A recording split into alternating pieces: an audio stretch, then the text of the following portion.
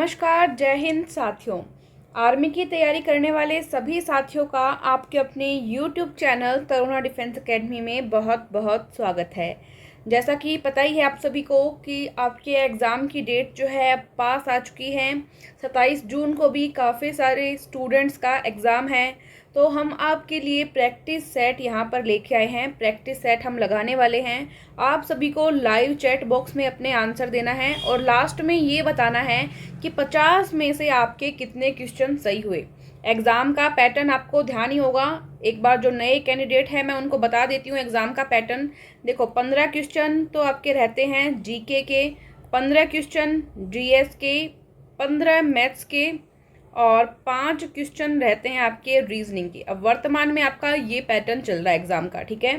तो हम यहाँ पे एग्ज़ाम ये लगा रहे हैं। आपका जो मॉक टेस्ट है, ये पीछे का ओरिजिनल पेपर मैंने उठाया है ताकि आपको पता लग जाए किस तरह के सवाल आते हैं।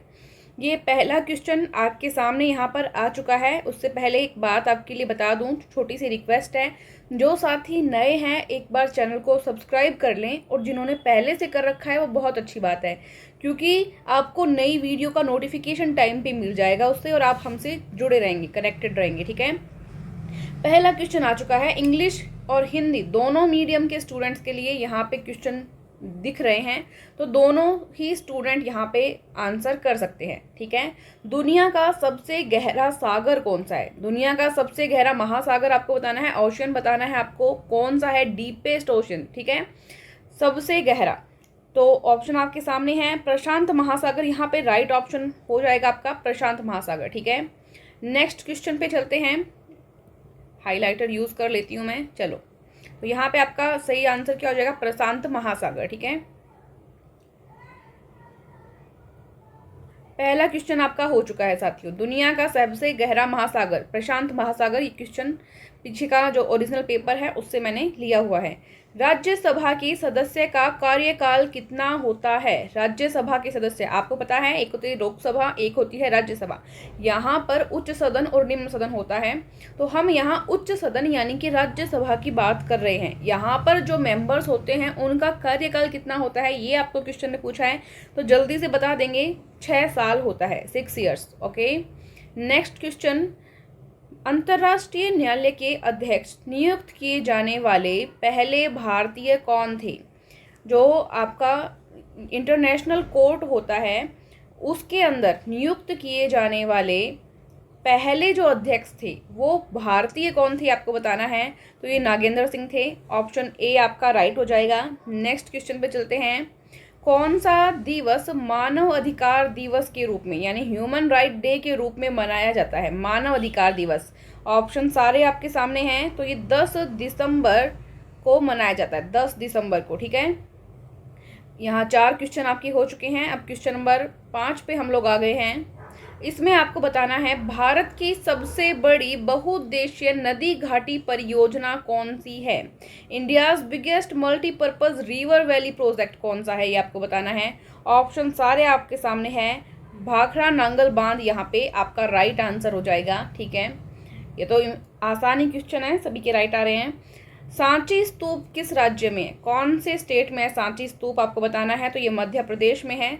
ये तो ऑप्शन की ज़रूरत नहीं है, इतने इजी क्वेश्चन है, ऑप्शन की भी ज़रूरत नहीं है, आप सीधे भी कर सकते हो, ठीक है।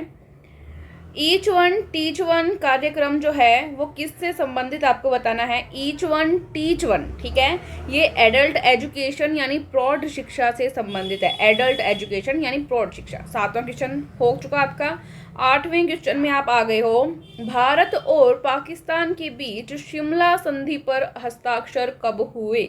ये क्वेश्चन इतनी बार आ चुका है जिसकी कोई गिनती नहीं है, तो ऐसे क्वेश्चन जो है हमेशा राइट करने हैं। यहाँ पर राइट आंसर हो जाएगा आपका 1972 शिमला संधि, ठीक है। ये यहाँ पे टाइम टेबल भी दिया हुआ है, इसको लास्ट में देखेंगे कौन से टाइम पर आपकी क्लासेस चलती हैं। अभी 9 नंबर क्वेश्चन पे हम आते हैं, जल्दी जल्दी करेंगे। महानदी कहाँ से निकलती है? ओरिजिन बताना है आपको यानी उद्गम बताना है। तो ये रायपुर से निकलती है, रायपुर। ए आंसर आपका राइट हो जाएगा। नेक्स्ट क्वेश्चन, आनंद मठ किसने लिखी थी? आनंद मठ, राइटर कौन है इसके? तो यहाँ पे आनंद मठ के राइटर जो है बंकिम चंद्र चट्टोपाध्याय है, ठीक है। बंकिम चंद्र चट्टोपाध्याय, जिन्होंने भारत का राष्ट्रीय गीत भी लिखा है। राष्ट्रीय गीत 1 मिनट में लिख देती हूँ, चलो।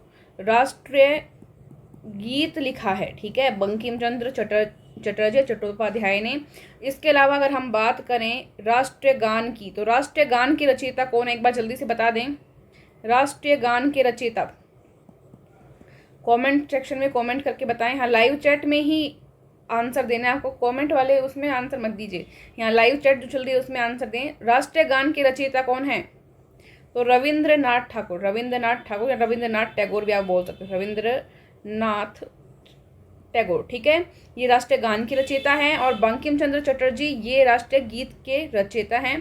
और यहाँ पे आनंद मठ किसके द्वारा लिखी गई है, तो ये बंकिम चंद्र चट्टोपाध्याय के द्वारा लिखी गई है, ठीक है। तो ये 10वां क्वेश्चन आपका हो गया है। साथ में थोड़े एक्स्ट्रा इंपॉर्टेंट क्वेश्चन भी कई बार देख लेने चाहिए, क्योंकि यहाँ से भी आ सकता है एग्जाम में। मेघदूत के लेखक कौन है, मेघदूत के लेखक आपको बताना है। ऑप्शंस आपके सामने आ चुके हैं। कालिदास, मेघदूत के लेखक कौन है, कालिदास। सौरमंडल का सबसे बड़ा ग्रह, ये तो आंख बंद करके भी बता दोगे, बृहस्पति है, यानी कि जुपिटर है आपका सौरमंडल का सबसे बड़ा ग्रह। अब कमेंट सेक्शन में कमेंट करके बताओ कि सबसे छोटा ग्रह कौन सा है, सबसे छोटा। तो सबसे छोटा ग्रह जो है वो बुध है। सबसे छोटा कौन सा है, यहाँ लिख दूं क्या, सबसे छोटा है कौन, बुध है, ठीक है। और पृथ्वी सूर्य के सबसे निकट ग्रह, सूर्य के सबसे निकट कौन है, बुध ही है। कौन है, बुध ही है, ठीक है, सूर्य के सबसे निकट। और पृथ्वी की बहन किसको कहते हैं, तो शुक्र को कहते हैं। पृथ्वी की बहन किसको कहते हैं, तो शुक्र को कहते हैं, ठीक है। सौरमंडल का जो टॉपिक है वो मैंने नोट्स उसके रेडी कर लिए हैं। जल्दी ही जैसे टाइम मिलता है आपके लिए मैं सौरमंडल का बहुत ही शानदार लेक्चर लेके आने वाली हूँ। एक भी क्वेश्चन उससे बाहर नहीं जाने वाला, तो ठीक है, सौरमंडल वाला भी हम जल्दी देखेंगे। तो यहाँ पे आपका बड़ा ग्रह कौन सा हो जाता है, बृहस्पति यानी कि जुपिटर हो जाता है। नेक्स्ट क्वेश्चन पे चलते हैं। इनमें से कौन हमारी संसद का हिस्सा नहीं है, संसद का हिस्सा कौन नहीं है ये आपको बताना है। तो आपको पता है संसद का हिस्सा जो है वो ये आपके राज्यसभा, लोकसभा, उनके अध्यक्ष और जो राष्ट्रपति रहता है वो होते हैं। अब यहाँ पे कौन सा नहीं है वो आपको बताना है। तो नहीं, अध्यक्ष भी होता है, लोकसभा होती है, राज्यसभा भी होती है, राज्यसभा तो ऑप्शन में भी नहीं है, कोई बात नहीं। तो यहाँ पे नहीं होता है वो बताना है। तो मुख्य सचिव जो है, ये मुख्य न्यायाधीश जो है, मुख्य न्यायाधीश जो है इंडिया के, वो संसद का हिस्सा नहीं होते हैं, संसद का हिस्सा नहीं होते, ठीक है। तो ये आपका राइट आंसर हो गया। अब यहाँ पे क्वेश्चन नंबर 14 आपके सामने आ गया है। 14 में यहाँ पे क्या कहा गया है कि अशोक ने अपनी आखिरी लड़ाई कहाँ लड़ी थी, आखिरी लड़ाई कहाँ लड़ी थी ये आपको बताना है। तो अशोक ने अपनी आखिरी लड़ाई जो है वो कलिंग का युद्ध था उनका। कौन सा युद्ध था, कलिंग का। इसके बाद में उनका जो है वहाँ रक्तपात देख के जो है भीषण युद्ध हुआ था, तो उनका हृदय परिवर्तन हो गया था। ये सब हम टॉपिक वाइज क्लास में कर लेंगे, एक बार इतना ही समझ लीजिए, ठीक है। तो कलिंग जो था उनका आखिरी युद्ध था अशोक का, ठीक है। अब क्वेश्चन नंबर 15 में आ चुके हैं हम। गौतम बुद्ध का जन्म कब हुआ, गौतम बुद्ध का जन्म। तो गौतम बुद्ध का जन्म 563 BC, 563, ठीक है। ए ऑप्शन यहाँ पे राइट हो जाएगा, गौतम बुद्ध का जन्म पूछा था। नेक्स्ट क्वेश्चन, एक युवा स्वस्थ आदमी के दिल की धड़कन की दर क्या होती है, दिल की धड़कन की दर तो पता ही है, ये तो 72 टाइम्स होती है, 72 टाइम्स, ठीक है। मस्तिष्क का कार्य क्या है, तो सोचना, थिंकिंग है ये तो सही बात है। शरीर का संतुलन, बैलेंस बनाना बॉडी का, ये भी है। तो बोथ हो जाएगा, ये बोथ ए एंड बी, ठीक है, बोथ ए एंड बी दोनों हो जाएगा। नेक्स्ट क्वेश्चन, रक्त से शुद्ध होता है, रक्त से शुद्ध होता है मतलब रक्त किस से शुद्ध होता है आपको बताना है। ब्लड प्योरीफाई किससे होता है आपको बताना है। तो मेनली जो ये होता है ना, मेनली होता है किडनी से, जो पूरा वर्क रहता है। अब यहाँ पे एक ऑप्शन ये आ गया उपयुक्त सभी, क्या आ गया, उपयुक्त सभी। अब अगर उपयुक्त सभी नहीं आता तो हम यहाँ पे एक छांटना पड़ता हमें, मतलब जो पूरा 24 कैरेट सही हो वो ऑप्शन हमें राइट करना होता है, ठीक है, तब क्या आ जाता किडनी। लेकिन अब यहाँ पे उपयुक्त सभी ऑप्शन में है, और जो हृदय है यानी हार्ट है, और आपके लंग्स यानी कि फेफड़े होते हैं, वो भी एक रोल इसमें निभाते हैं ब्लड के प्योरीफाई करने में, ब्लड को, ठीक है। तो यहाँ पे ये तीनों ही राइट होते हैं, तो क्या आ जाएगा यहाँ पे, उपयुक्त सभी आ जाएगा, ठीक है। और उपयुक्त सभी ऑप्शन में नहीं आए तब आपको किडनी कर देना है, ठीक है। चलो 19वें क्वेश्चन पे आ गए हैं। तापमान दिखाने के लिए थर्मामीटर में किसका प्रयोग किया जाता है? थर्मामीटर में, तो थर्मामीटर में पारे का होता है, मरकरी का, ये तो सबको ही पता है, बच्चे बच्चे को पता है। तो यहाँ पे हो गया मरकरी आपका राइट आंसर। ठीक है, नेक्स्ट क्वेश्चन पे चलते हैं। क्वेश्चन नंबर कितना आ गया? 20 क्या? चलो 20 आ गया। यहाँ पे बुक के बारे में बताया हुआ है, बुक भी ले सकते हैं आप। आर्मी जीडी और आर्मी ट्रेड्समैन की बुक भी है अपने पास, तो आर्मी जीडी ट्रेड्समैन की आप फुल सिलेबस बुक भी ले सकते हो और आप इसके प्रैक्टिस पेपर भी ले सकते हो, दोनों तरह से बुक ले सकते हो। ठीक है, तो यहाँ पे आप बुक ले लेना। ठीक है, तो अब नेक्स्ट हमारा चल रहे थे क्वेश्चन नंबर 20 पे। क्वेश्चन नंबर 20 आ चुका है आपके सामने, आप देख पा रहे हैं। इनमें से किन जानवरों के समूह का खून ठंडा होता है? ब्लड जो होता है वो कोल्ड होता है। सारे ऑप्शंस आपके सामने हैं, एक बार अच्छे से आप लोग देख लें, उसके बाद में मैं आपको बताती हूँ। अच्छे से देख लीजिए क्वेश्चन नंबर 20। तो यहाँ पर रोहू, मेंढक और कोबरा, रोहू मेंढक यानी फ्रॉग जो होता है, और कोबरा, ये जो जानवर होते हैं, इनका जो ब्लड ग्रुप होता है वो ठंडा होता है, कोल्ड होता है। ठीक है, अब क्वेश्चन नंबर 21 आ चुका है। हम थोड़ा जल्दी जल्दी कर रहे हैं क्योंकि इसमें बहुत सारे क्वेश्चन रहते हैं, 50 क्वेश्चन हैं और उनको करने में टाइम लगता है। ठीक है, फिर मैथ में ज़्यादा टाइम लगेगा, तो हम क्या कर रहे हैं, थोड़ा जल्दी कर रहे हैं। सूर्य ग्रहण होता है, सूर्य ग्रहण कब होता है? देखो मैं यहाँ पे आपको थोड़ा सा बता देती हूँ। जब सूर्य, ये क्या है, सूर्य, ये सूर्य चमक रहा है, ऐसा मैंने बनाया है, और यहाँ पे ये क्या है, आपकी अर्थ मान लेते हैं, ये क्या है, पृथ्वी, ये क्या है, पृथ्वी। अच्छा, मैं यहाँ पे करूँगी तो ये क्या हो जाएगा, दोबारा क्वेश्चन आगे वाला करेंगे तब दिक्कत आएगी, तो यहाँ बना लेते हैं हम, यहाँ बना लेते हैं। ठीक है, ये क्या है आपका, सूर्य है, ये क्या है, सूर्य है, और यहाँ पे क्या है, ये मान ली पृथ्वी, ये क्या है, पृथ्वी है। अब सूर्य और पृथ्वी के बीच में क्या आ जाए, चंद्रमा आ जाए, क्या आ जाए, चंद्रमा, ये क्या है, चंद्रमा है। सूर्य और पृथ्वी के बीच में अगर चंद्रमा आ जाए तब क्या होता है, सूर्य ग्रहण होता है। तब क्या होता है, सूर्य ग्रहण होता है। तो यहाँ पे इस तरह से हम इसको समझेंगे, सब समझ गए ना, ये सूर्य है, यहाँ पे ये चंद्रमा है और ये पृथ्वी है। अब देखो, जब सूर्य और पृथ्वी के बीच में चंद्रमा आ गया तो सूर्य का पूरा जो प्रकाश रहता है वो पृथ्वी पर नहीं गिर पाता, और ये जो पार्ट है वो चंद्रमा क्या कर लेता है, कवर कर लेता है। तो इस स्थिति को हम क्या कहते हैं, सूर्य ग्रहण कहते हैं। ठीक है, अब आप हमें कमेंट बॉक्स में कमेंट करके बताएंगे कि सूर्य ग्रहण कब होता है। ये मैंने पीछे 3-4 दिन पहले वाला जो प्रैक्टिस सेट रहा था उसमें करवाया था, सूर्य ग्रहण कब होता है और चंद्र ग्रहण कब होता है, ये आपको मुझे बताना है। कौन से दिन होता है, पूर्णिमा को होता है, अमावस्या को होता है, या कब होता है, ये आप मुझे कमेंट बॉक्स में कमेंट करके अभी बताएंगे। ठीक है, अब मैं यहाँ पे आपको सही ऑप्शन पे ले जा रही हूँ 21वें क्वेश्चन में। तो यहाँ पे देखो, ये आ गया ना, चंद्रमा सूर्य और पृथ्वी के बीच में आ जाता है, तो ये ऑप्शन आपका क्या हो जाएगा, राइट हो जाएगा। चंद्रमा आ गया, मून आ गया, पृथ्वी और सूर्य के बीच में, तो बी ऑप्शन आपका राइट हो जाएगा।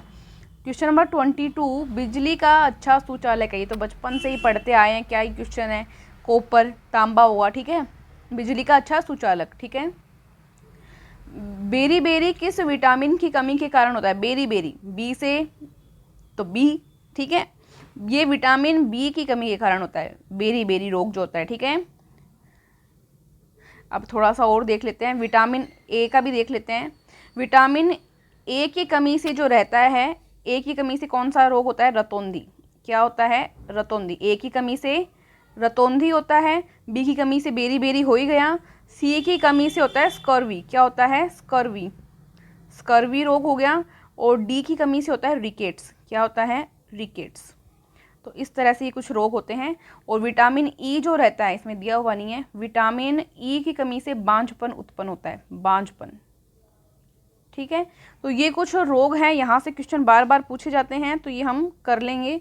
अभी जल्दी जल्दी में राइटिंग तो ऐसी ही आई है, पर शायद आप समझ पा रहे हैं। चलो, अब यहाँ पे क्वेश्चन है, एटीपी क्या है, एटीपी, इसकी फुल फॉर्म आपको बतानी है। फुल फॉर्म वाले क्वेश्चन आते ही रहते हैं, तो वो सभी आप देख के चलेंगे। एटीपी की फुल फॉर्म आपको बतानी है, adenine triphosphate. Adenine triphosphate, ATP के रूप में ऊर्जा संचित होती है, आपको पता ही है। तो एडेनिन ट्राइफास्फेट, बायोलॉजी वाले पार्ट में इसको अच्छे से कवर करवाऊंगी मैं आपको, जब टॉपिक वाइज करवाऊंगी आपको साइंस का सिलेबस। अभी टॉपिक वाइज क्लासेस चल रही है अनीता मैम की। अनीता मैम की क्लास आप 12:30 बजे ले सकते हैं रेगुलर, ठीक है। अब यहाँ पे नेक्स्ट क्वेश्चन है, इनमें से कौन सा नियम अर्नेस्ट हैकेल के द्वारा दिया गया था? अर्नेस्ट हैकेल ने कौन सा नियम दिया था? तो इन्होंने बायोजेनिक वाला नियम दिया था, बायोजेनिक। नेक्स्ट क्वेश्चन, बर्फ के पिघलने का तापमान है 0 डिग्री पर तो बर्फ जमती। हीमोग्लोबिन किस में पाया जाता है? तो हीमोग्लोबिन रक्त में पाया जाता है, ब्लड में आप सभी को पता ही है, जब हम नपवाते हैं ब्लड कभी चेक करवाते हैं तो HB लिखा होता है, हीमोग्लोबिन है वो, ठीक है। तो ब्लड में पाया जाता है। एक परमाणु के नाभिक में क्या होते हैं? देखो थोड़ी सी बात कर लेते हैं हम, ज़्यादा नहीं करेंगे, थोड़ी सी। देखो ये होता है परमाणु, ये क्या है? परमाणु यानी कि एटम, परमाणु यानी कि एटम। इसके अंदर होता है एक न्यूक्लियस जिसको हम कहते हैं हिंदी में नाभिक। क्या बोलते हैं? नाभिक। अब इस नाभिक में 2 राजा होते हैं अंदर, कौन? एक तो P और एक N। P क्या है? P फॉर होता है प्रोटॉन, P फॉर प्रोटॉन, और N for neutron, N for neutron, ठीक है। ये तो पाए जाते हैं परमाणु के अंदर यानी एटम के अंदर, नाभिक में यानी न्यूक्लियस में। इसके बाहर जो कक्षाएं होती हैं, इसके बाहर क्या होती हैं? कक्षाएं। इन कक्षाओं में कौन चक्कर लगाते हैं? इन कक्षाओं में चक्कर लगाते हैं इलेक्ट्रॉन। कौन? इलेक्ट्रॉन, ठीक है। इन कक्षाओं में कौन चक्कर लगाते हैं? इलेक्ट्रॉन्स। देखो अब एक चीज और होती है, एक क्वेश्चन ये भी पूछा जाता है, एक तो होता है न्यूट्रॉन। न्यूट्रॉन पे चार्ज क्या होता है?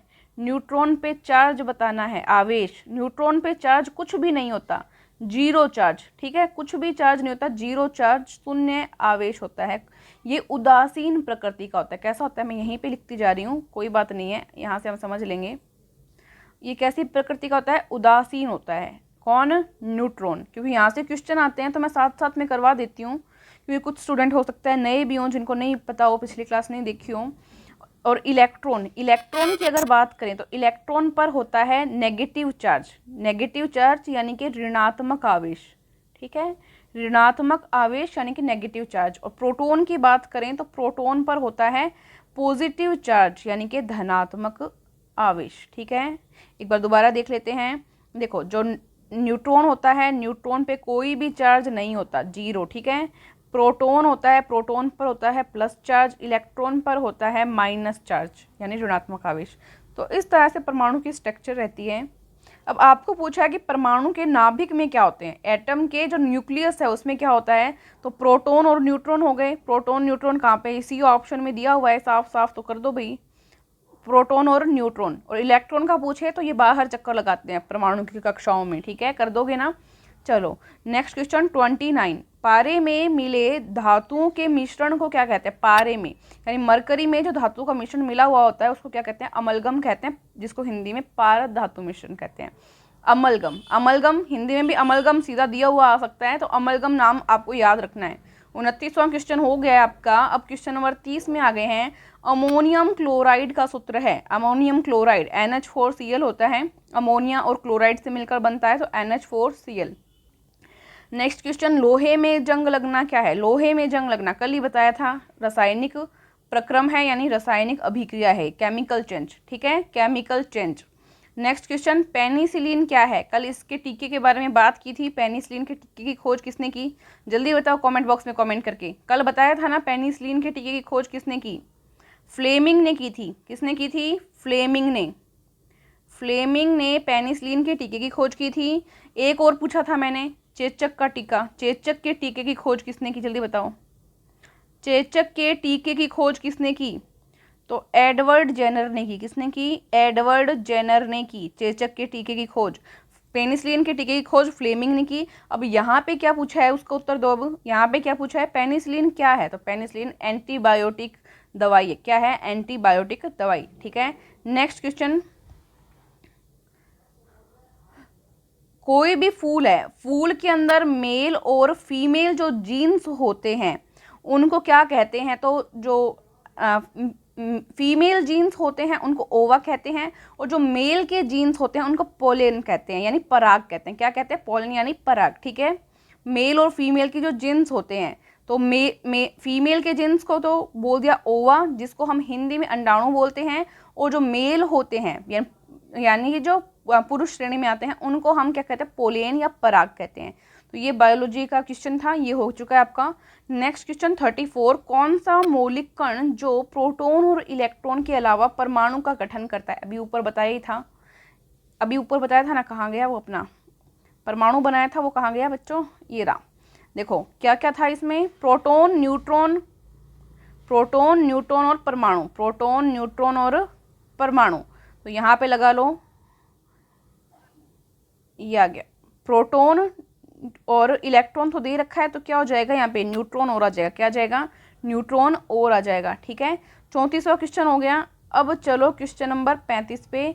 ये साइंस का लास्ट क्वेश्चन है, इसके बाद में जीके साइंस खत्म हो जाएगी और मैथ चालू हो जाएगी, तो कॉपी पेन ले लेना। ठीक है, इनमें से यौगिक नहीं है, कंपाउंड नहीं है, वो बताना है आपको। ठीक है, तो स्टील कंपाउंड है, पानी कंपाउंड है, पीतल कंपाउंड है, वायु जो है वो कंपाउंड नहीं है, ये मिश्रण है, मिक्सचर है। ठीक है, मिक्सचर यानी मिश्रण है ये। कौन? एयर, वायु। ठीक है, तो यौगिक नहीं है पूछा था, तो वायु हो गई। 35 क्वेश्चन आपके राइट हो गए साथियों। अब यहाँ पे चलो आप क्वेश्चन नंबर 36 पे। क्वेश्चन नंबर 36 आ गया मैथ का। क्वेश्चन नंबर 36 मैथ्स का पोर्शन आ गया है। कॉपी पेन ले लो, एक बार दोबारा मैं बोल रही हूँ। बहुत ही इजी क्वेश्चन दिख रहा है, सामने से ही बहुत इजी क्वेश्चन दिख रहा है। 2 - 2, अब ये ब्रैकेट खोला, 2 - 2 0 होता है, सबको पता है, बच्चे को भी पता है, तो ए ऑप्शन लग गया। ये तो बहुत ही इजी क्वेश्चन आया हुआ है। ये पीछे का एग्जाम का क्वेश्चन यहाँ पे लिए हैं सारे मैंने, ओरिजिनल पेपर है ये, तो काफ़ी ईजी क्वेश्चन था। कोई बात नहीं, चलो ईजी हार्ड शायद दोनों तरह के क्वेश्चन मिलने वाले हैं। एक त्रिभुज के दो कोणों 30 और 105 हैं, तो इसका तीसरा कोण क्या होगा? अब त्रिभुज आपको पता है, ये सबको त्रिभुज कैसा होता है? ऐसा होता है, ये त्रिभुज होता है। ठीक है, त्रिभुज के अंदर 3 कोण होते हैं और तीनों का योग कितना होता है? 180 होता है। त्रिभुज में ये 3 कोण होते हैं, तीनों का योग कितना होता है? 180। यहाँ पे 2 कोण दे रखे हैं। ठीक है, 30 + 105। तीसरा कोण नहीं दे रखा, तीसरे को क्या मान लो? x मान लो। योग कितना होता है? 180 होता है। त्रिभुज के तीनों कोणों का योग 180 होता है, याद रखना। ठीक है, तो यहाँ पे अब 30 और 105 को जोड़ लो, कितना हो गया? 135 + x = 180। ये डिग्री लगा लेना इन पे। ठीक है, डिग्री होता है। ठीक है, अब ये यहाँ प्लस का है 135, इधर जाके किसका हो जाएगा? माइनस का। 180 में से 135 माइनस करो, कितना बच गया? 45, क्या 45, कितना बच गया? 45। 45 ऑप्शन में है क्या? चेक करो, बिल्कुल है, बी ऑप्शन राइट हो गया। नेक्स्ट क्वेश्चन, 45 का 7/9 क्या होगा? 45 का 45 का मतलब क्या होता है? गुणा। का की जगह क्या लिखो? गुणा। 7/9 कितना होगा? बहुत ही ईजी है, सीधा 9 का पढ़ा जाए। 9 एकम 9, 9 5 45, 5 और 7 को गुणा कर लो, 5 7 35। कितना आ गया? 5 7 35। 35 राइट आंसर आ गया। ऑप्शन है क्या? एक बार चेक करो, बी ऑप्शन है। तो हो रहा है, सभी का हो रहा है, एकदम ईजी तरीके से मैं बता रही हूँ, कोई समस्या थोड़ी है, कोई समस्या नहीं है। चलो यहाँ पे ये क्वेश्चन दिया हुआ है आपको, ये क्वेश्चन दिया हुआ है और आपको इसका मान बताना है। ठीक है, ये आपको दिया हुआ है और इसका आपको मान बताना है। तो पहले जेड का मान आपको पता होना चाहिए। जेड का मान निकाल के, इस समीकरण से जेड का मान निकाल के और इस समीकरण में रख दो, अपने आप उत्तर आ जाएगा। जल्दी जल्दी करो, मान निकालो। देखो यहाँ पे मैं करती हूँ, ये दिया हुआ है आपको, ये समीकरण आपके सामने है। अब यहाँ पे ये 3 किसका है? माइनस का है, इधर जाए किसका हो जाएगा? प्लस का हो जाएगा। तो 0.4 जेड बराबर -7/5 था यहाँ पे, ये 3 इधर माइनस का था, यहाँ के किसका हो गया? प्लस का हो गया। ठीक है, ये यहाँ पे 0.4 जेड पड़ा रहने दो, इसका क्या ले लो? एलसीएम ले लो, यानी लघुत्तम बोलते हो ना, तो लघुत्तम लोगे, यहाँ पे कुछ नहीं है, 1 आ जाएगा। 5 और 1 में लघुत्तम 5, यहाँ पे ऊपर आ गया 7 प्लस, एकदम ईजी बता रही हूँ, 5 दिए कितना हो गया? 15। इससे ईजी कोई नहीं बताएगा। 0.4 ये जेड है। ठीक है, जेड। अब यहाँ पे 15 में से 7 माइनस करोगे, कितना आ गया? 8 आ गया। देखो, एक माइनस की होती है संख्या और एक प्लस की होती है, तो आपस में माइनस हो जाती है ये, और निशान बड़ी वाली संख्या का आ जाता है। तो 15 में से 7 माइनस किया, 8 आ जाएगा। निशान 15 प्लस का है ना, तो यहाँ प्लस का निशान आ जाएगा। 8/5।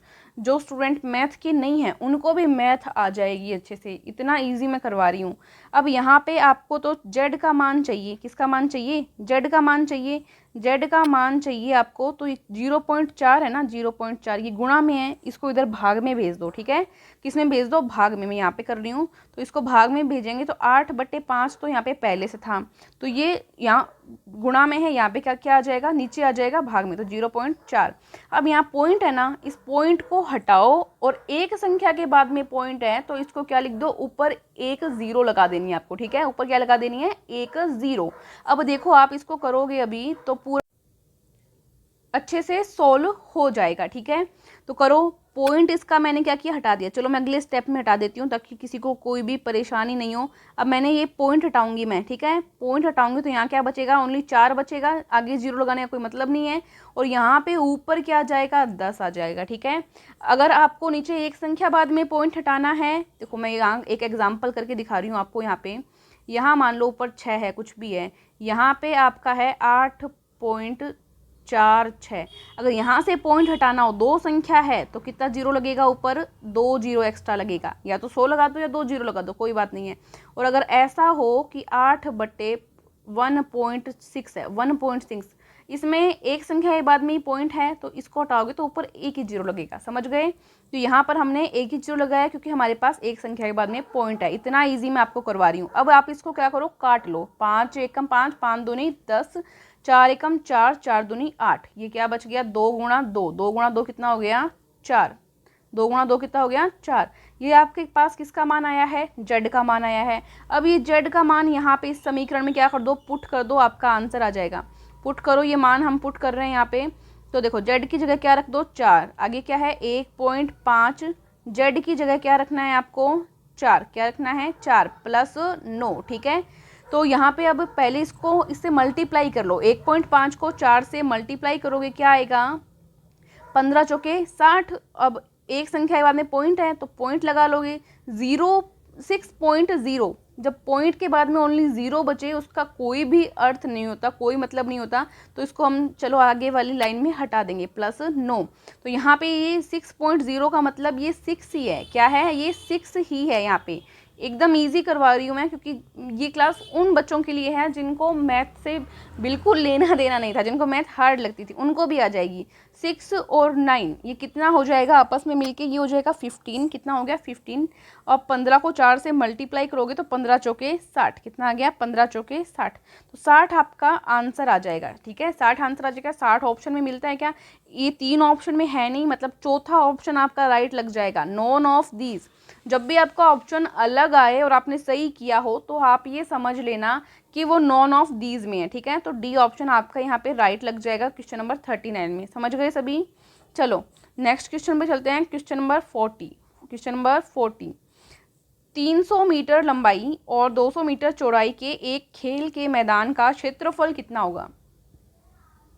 देखो खेल का मैदान है तो ये किस तरह से होगा, इस तरह से होगा, आयताकार होगा। कौन से आकार का होगा, आयताकार होगा, ठीक है, आयत के आकार का है, आयत के आकार का। अब लंबाई यहाँ पे दे रखी है 300 मीटर, चौड़ाई दे रखी है 200 मीटर, ठीक है। आपको क्या पूछा है, क्षेत्रफल। तो आयत का क्षेत्रफल, आयत का क्षेत्रफल क्या होता है, आयत का क्षेत्रफल, आयत का क्षेत्रफल होता है लंबाई गुणा चौड़ाई, लंबाई गुणा चौड़ाई। तो इन दोनों को मल्टीप्लाई कर दो, इसको लेंथ और ब्रेथ को दोनों को क्या कर दो, मल्टीप्लाई। तो 300 गुणा 200, 300 गुणा 200 कितना हो गया, 3 दूनी 6, और आगे कितनी जीरो आ जाएगी, 4 जीरो आ जाएगी। अब एक बात ध्यान में रखना, क्षेत्रफल जो होता है वो हमेशा स्क्वायर में होता है, किस में होता है, स्क्वायर में। तो यहाँ पे मीटर है तो क्या हो गया, मीटर स्क्वायर, ठीक है। इसको आप वर्ग मीटर भी लिख सकते हो, क्या लिख सकते हो, वर्ग मीटर भी लिख सकते हो या मीटर स्क्वायर।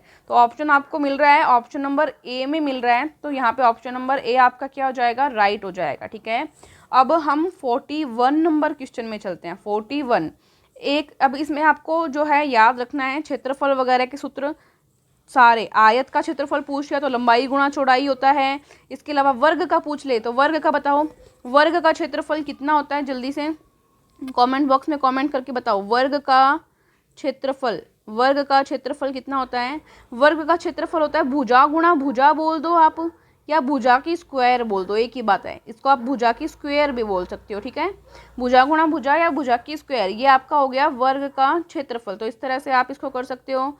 इसके अलावा आपसे यहाँ वर्ग किस आकार का होता है वो भी मैं आपको बता देती हूँ। तो वर्ग होता है जिसकी चारों भुजाएं समान होती हैं। अगर ये ए है तो ये भी ए, ये भी ए और ये भी ए, समझ गए। एक मिनट रुकिए, एक मिनट रुकिए, इसको हम डिलीट करते हैं, सही से बनाते हैं थोड़ा।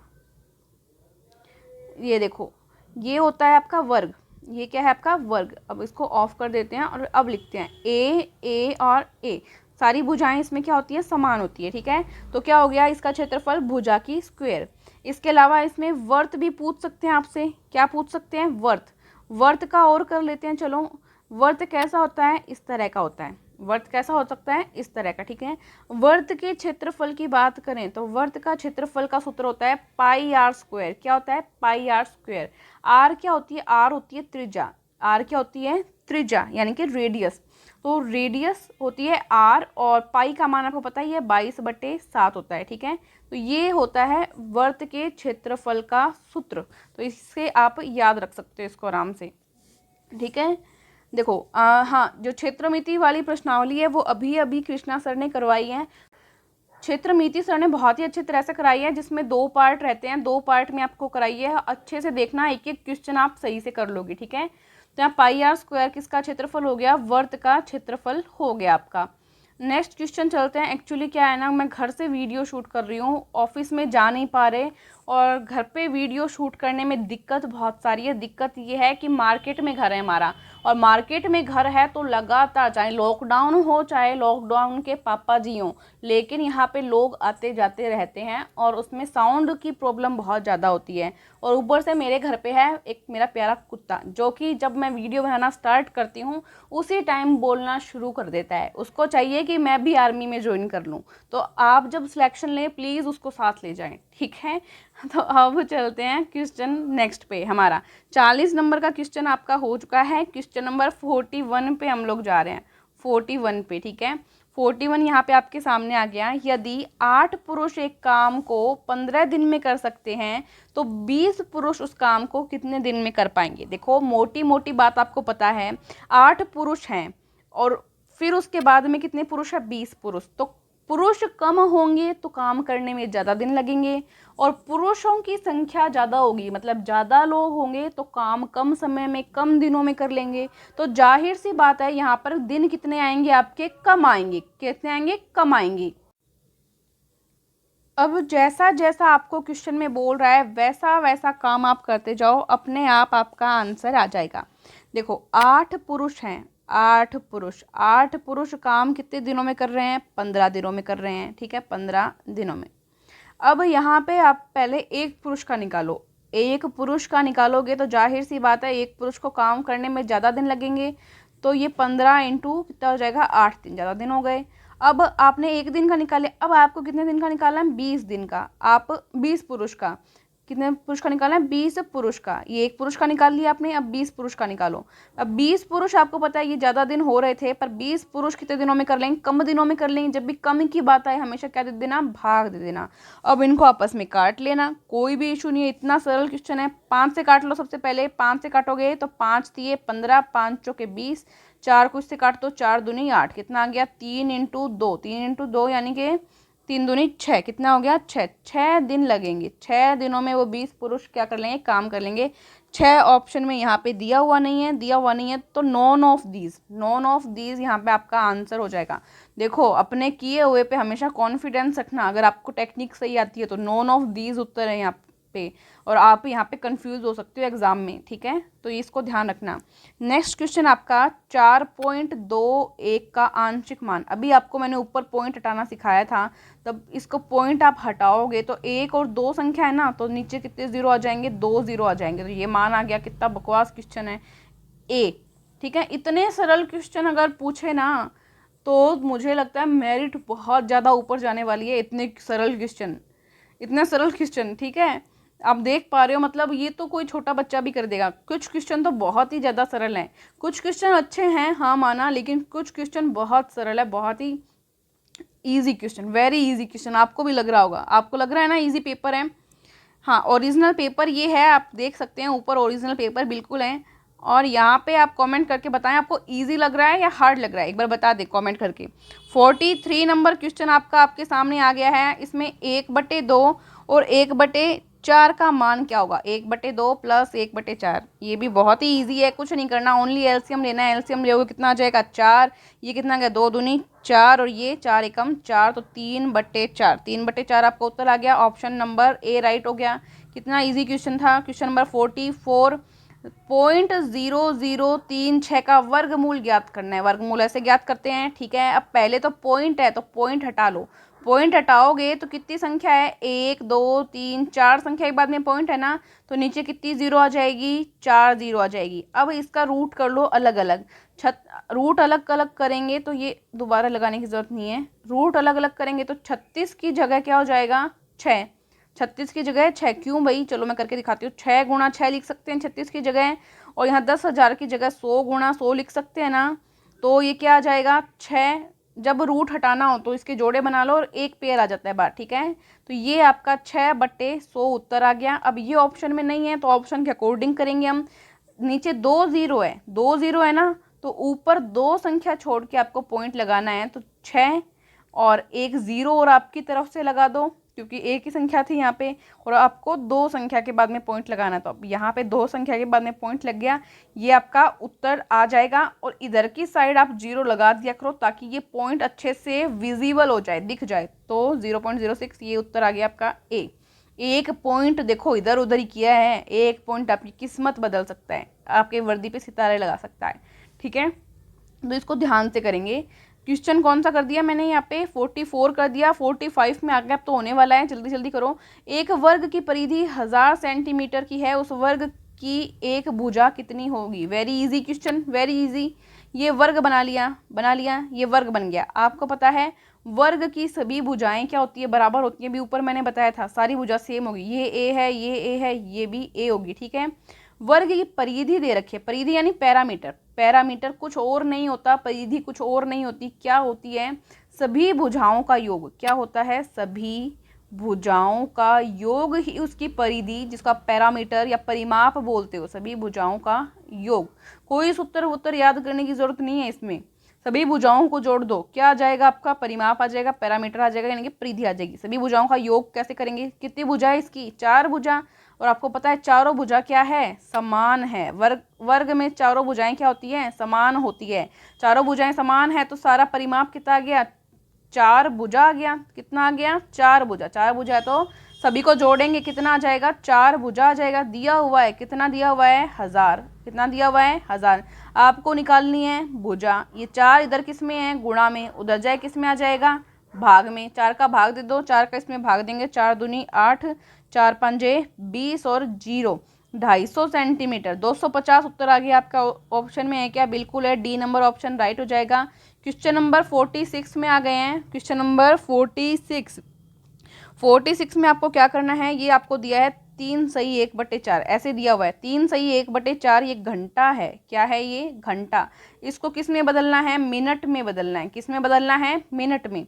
सीधा सीधा बदल लो, पहले तो 3 घंटा ले लो, 3 घंटा को अलग कर लो, 3 घंटा को अलग कर लो, और 1/4 घंटा को इसको अलग कर लो, ठीक है। 3 घंटा, 1 घंटा में पता है 1 घंटा में कितना मिनट होता है, 60 मिनट। 1 घंटा में कितना मिनट होता है, 60 मिनट। तो 3 घंटा में कितना मिनट हो जाएगा, 3 गुणा 60, यानी कि 6 6 12 6 18 180 मिनट। अब देखो लोग कितने बेवकूफ़ हो रहे हैं, एक साथ हॉर्न बजाए जा रहे हैं, एक साथ हॉर्न, पढ़ाने भी नहीं दे रहे। फिर भी हम ट्राई कर रहे हैं कि जैसे कैसे, चाहे घर पे हैं, आपकी क्लासेस हैं, वो ख़राब ना हो और आपकी क्लासेस टाइम पे लगी रहे। तो हम क्लासेस लगा रहे हैं आपकी, ठीक है, क्योंकि पेपर पास में आ रहा है। वेट नहीं कर सकते कि कब लॉकडाउन ख़त्म हो और उसके बाद आपकी क्लासेस लगाएं, तब तो एग्ज़ाम ही सर पे आ जाएगा। आप लोग एग्ज़ाम सेंटर में जाके एग्ज़ाम दे लोगे, उसके बाद में क्लासेस लगाने का कोई फ़ायदा नहीं होगा। तो हम क्लासेस लगा रहे हैं, थोड़ी दिक्कत आ रही है, उसका सामना आपको भी करना पड़ेगा और हमको भी करना पड़ेगा। तो यहाँ पे 1 घंटे में कितनी मिनट होती है, 60। यहाँ पे कितना है, 3 घंटा, तो 3 घंटा में मिनट हो जाएगी 3 गुणा 60, यानी 180 मिनट। 180 मिनट तो ये हो गई, ठीक है। और ऊपर से 1/4 घंटा आपको ये और जोड़ना है। 1/4 घंटा यानी चौथाया भाग, पूरा होता है 60, चौथाया भाग कितना हो गया इसमें, 15। कितना हो गया, 15, तो 15 मिनट, ठीक है। तो 180 प्लस 15 कितनी हो गई टोटल, ये 195 मिनट हो गई। टोटल कितनी हो गई, 195 मिनट हो गई। अरे 15 मिनट नहीं देखना आया क्या, ये घड़ी होती है, ये घड़ी होती है। टोटल मिनट कितनी होती है, 60, और इसको ऐसे 4 पार्ट में तुम डिवाइड कर दोगे, क्योंकि 1/4 घंटा ये बताया है, 4 पार्ट में डिवाइड कर दोगे तो 15 15 ही तो हुआ सारा, 15 15, ठीक है। तो 15 15 ले लिया तो 1/4 घंटा यानी कि 15, तो इनको जोड़ दिया 180 और 15 कितना हो गया 195 मिनट। ठीक है, बी ऑप्शन क्या हो गया, राइट हो गया। आगे आप समझ में। अब नेक्स्ट क्वेश्चन, x+4 और x+5 ये यहाँ पे ब्रैकेट में दिया हुआ, ये सोल्व करना है। इसकी जगह तो मैं यहाँ पे इस क्वेश्चन को सोल्व करने में खा गई, इसको कहाँ सोल्व करूँ अब मैं इसको यहाँ सोल्व कर रही हूँ, इस क्वेश्चन को यहाँ सोल्व कर देती हूँ। ठीक है, समझ जाना। चलो यहाँ सोल्व करते हैं इसको। क्या दिया है क्वेश्चन में, x+4 और x+5 इनको मल्टीप्लाई करना है, कुछ भी नहीं करना। तो मल्टीप्लाई करोगे, पहले x को x से कर दो, x की स्क्वायर, फिर x को 5 से करोगे 5x, फिर 4 को x से करोगे 4x, और फिर 4 को 5 से करोगे 4 5 20। ऐसे ही तो मल्टीप्लाई होता है, दो ब्रैकेट दिए हों, पहली संख्या को दोनों से। ठीक है, अगर घर में 2 टॉफी आई, एक टॉफी का नाम है x, तो 2 बच्चे हैं घर में, 2 बच्चे हैं, ये दोनों को दी जाएगी ना, x को भी और 5 को भी। फिर ये टॉफी दूसरी आई जिसका नाम था 4, ये भी दोनों बच्चों को दी जाएगी, x को भी और 5 को भी। तो इस तरह से मल्टीप्लाई करवाना है। ठीक है, अब ये देखो एक ही परिवार के लोग हैं, 5x 4x एक जैसे दिख रहे हैं ना, शकल में, शकल दिख रही है ना, x x साथ में जुड़ा हुआ है, एक ही शकल के बच्चे हैं, इनको जोड़ दो एक ही परिवार में। हमको परिवार बढ़ाना है, तोड़ना नहीं है, जोड़ना है हमको। तो 5x और 4x कितने हो गए 9x, कितने हो गए 9x + 20। ये आपका ऑप्शन आ गया, देखो चेक करो है क्या, बिल्कुल है। x की स्क्वायर प्लस 9x और प्लस में 20 मिल रहा है ना, डी ऑप्शन मिल रहा है, डी ऑप्शन मिल रहा है, x की square plus 9x plus 20, D option मिल रहा है, राइट हो गया आपका। चलो जल्दी चलो आगे चलो, ट्रेन छूट जाएगी हमारी।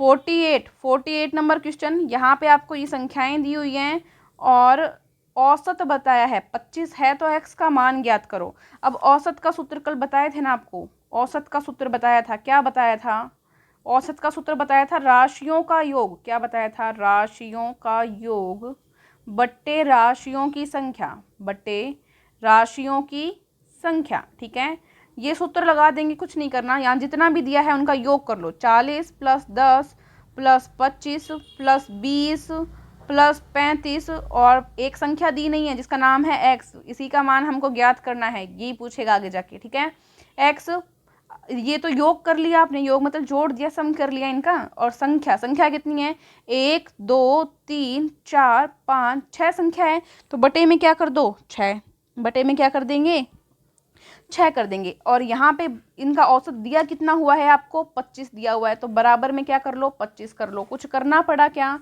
कुछ भी नहीं करना पड़ा, जैसा जैसा इसने बोला वैसा वैसा हमने किया, अपने आप उत्तर आ गया, हमको तो कुछ करना ही नहीं पड़ा। ठीक है, तो ये अब इनको हम जोड़ लेंगे, इनको जोड़ेंगे कितना हो जाएगा 40 और 10 50 50 और 60 70 70 25 और 35 कितना हो गया 130, 130 हो गया क्या, एक बार चेक कर लेना, सभी जोड़ लेंगे, 130 बटे में 6 बराबर कितना है 25। ठीक है, अब ये साथ में x भी था, ये जुड़ेगा नहीं, इसको भूलना मत, प्लस x, भूलना मत, इसको भूल जाओगे तो बहुत गड़बड़ हो जाएगी, प्लस x। ठीक है, अब क्या करोगे, यहाँ पे ये 6 भाग में, इसको इधर गुणा में ले जाओ, हमें तो मान निकालना है x का मान चाहिए, तो x को ही पास रखेंगे, बाकी सबको भगाओ यहाँ से। 25 यहाँ पे पड़ा था, ये 6 इधर भाग में, इधर आए किस में आ जाएगा गुणा में। अब 135 भी 130 भी यहाँ साथ चिपका हुआ है, इसको चिपके नहीं रहने देना, भगाओ, हमें x चाहिए बस, इन सबको भगाओ यहाँ से। 25 को 6 से गुणा करेंगे, 25 छिके 150 होता है ना, 25 छिके 150,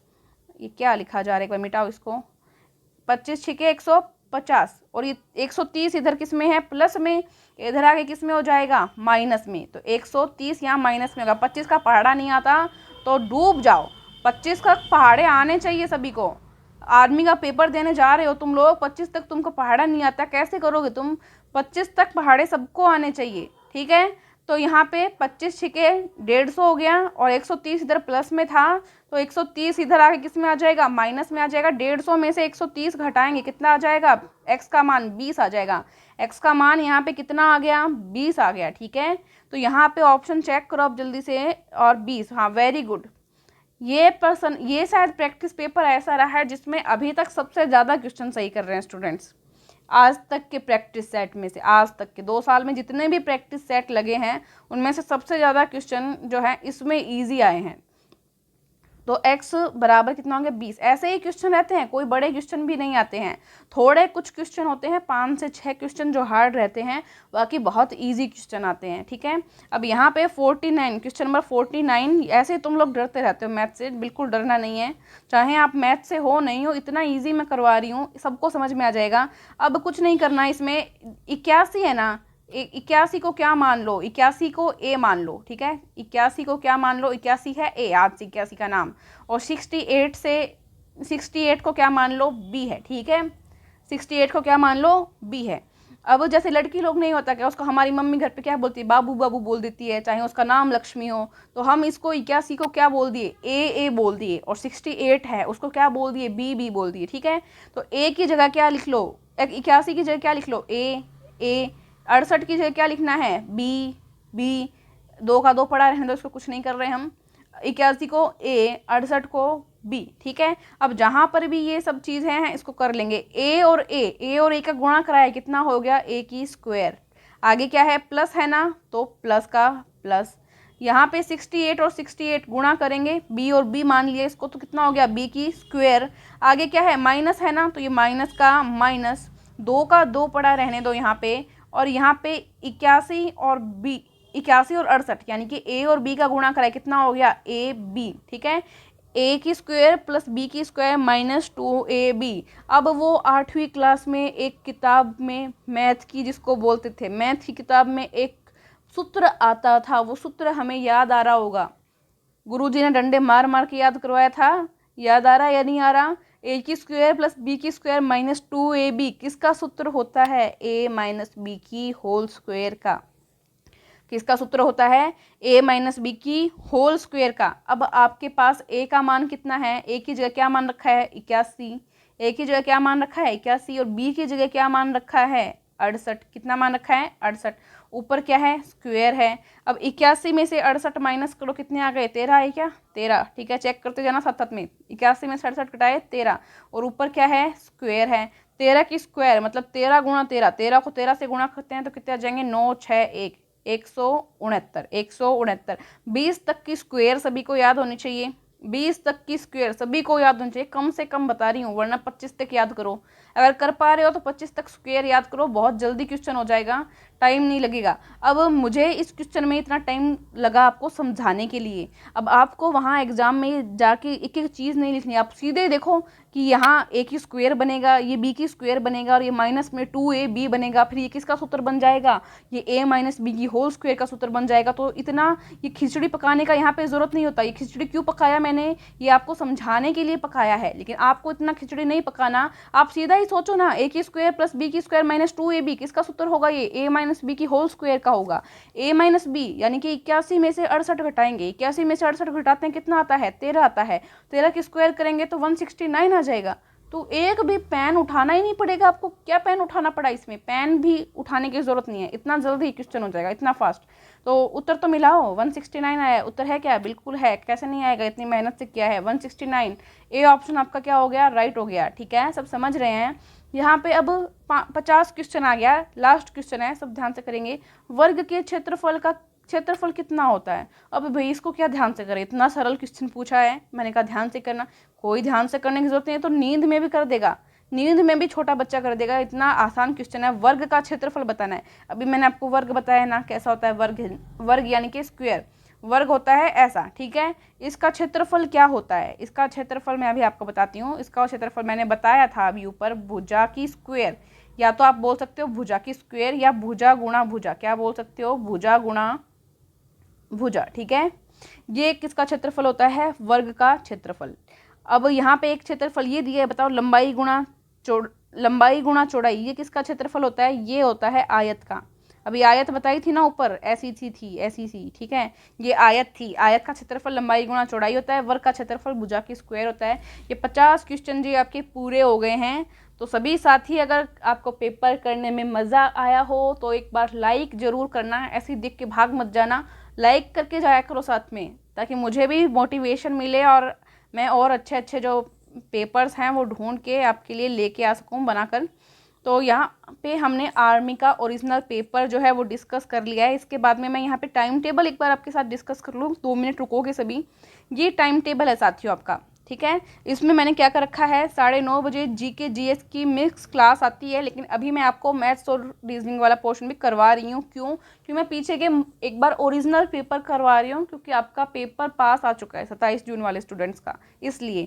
इसके बाद में यहाँ पे आपकी मैथ्स रीजनिंग की क्लास भी चलती है 12 बजे, जो कि सीमा मैम लेती है। इसमें टॉपिक वाइज क्लासेस चल रही हैं आपकी, टॉपिक वाइज एकदम। उसके बाद में 12:30 बजे अनीता मैम की साइंस की क्लास आती है, जो कि टॉपिक वाइज चल रही है। उसके बाद शुक्रवार से रविवार, यानी शुक्रवार शनिवार रविवार को अनुज सर की क्लास आती है 12 बजे, जिसमें मैथ्स और रीजनिंग के मिक्स क्वेश्चन करवाए जाते हैं आर्मी के। और यहाँ पे आर्मी स्पेशल मॉडल पेपर भी आता है, जो कि कृष्णा सर और मैं मिलके करवाते हैं। तो इतनी सारी आपकी क्लासेस अच्छी अच्छी आपकी लगवा रखी है, तो चैनल को सपोर्ट करें और अपनी तरुणा डिफेंस एकेडमी की भी जो आर्मी है सब्सक्राइबर्स की, उसको बढ़ाएं। अपने साथियों के साथ ज़्यादा से ज़्यादा शेयर करें और जय हिंद जरूर बोलें। जय हिंद बोलने में कंजूसी नहीं होनी चाहिए। कमेंट बॉक्स में एक बार जय हिंद जरूर बोलें। जय हिंद। और अब मैं क्लास का समापन करती हूँ। Good bye. जय हिंद, जय भारत।